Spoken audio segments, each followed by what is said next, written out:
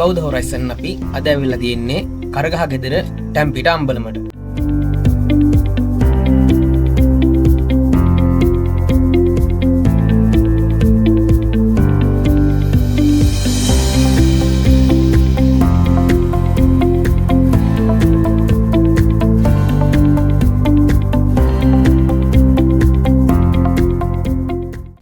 පුරාවිද්‍යා සාක්ෂි වලට අනුව මේ අම්බලම මහන්රුගඩයක් කියලා තමයි නම් කරලා තියෙන්නේ. ඒ වගේම පුරාවිද්‍යා දෙපාර්තමේන්තුව මගින් මේ සංරක්ෂණය කරන ලද අම්බලමක් විදියට නම් කරලා තියෙනවා.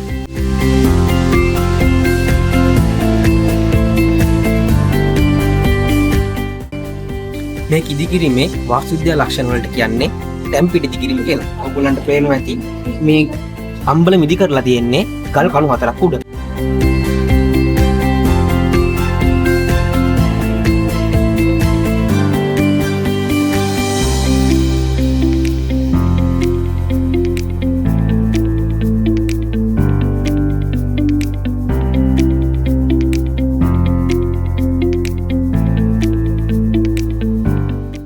එසේ ඉදිකිරීමට විශේෂ කරුණු දෙකක් තියෙනවා. එකක් තමයි මේ දැව වලට වැස්ස තෙතමනයෙන් සහ වේයන්ගෙන් සිදුවන හානිය අවම කර ගැනීමට සහ මේ ලැබුම් ගන්න උන්ට රැට සතු සර්පයන්ගෙන් වෙන හානිය අවම කර ගැනීම බලාපොරොත්තු වෙනවා. මෙහි ඇතුළත මගීන්ට වාඩි වී සිටීමට හෝ නිදා ගැනීමට හැකි වෙන පරිදි වටේටම බංකු ආකාරයෙන් ලී සකස් කර ඇති ආකාරය අපිට දැන් ගන්න පුළුවන්.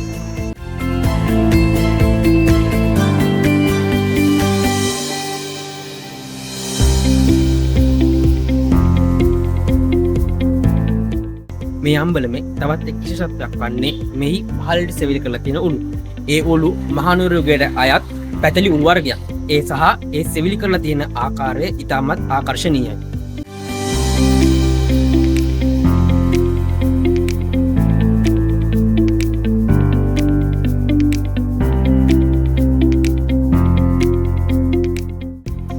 අදටත් මේ අම්බලම ඉතාමත් පොදු තත්ත්වයෙන් සංරක්ෂණය කරලා තියෙනවා. මේ වගේ පෞරාණික දේවල් අපේ අනාගත පරපුරටත් ගැනීම අපි හැමෝගෙම වගකීමක්.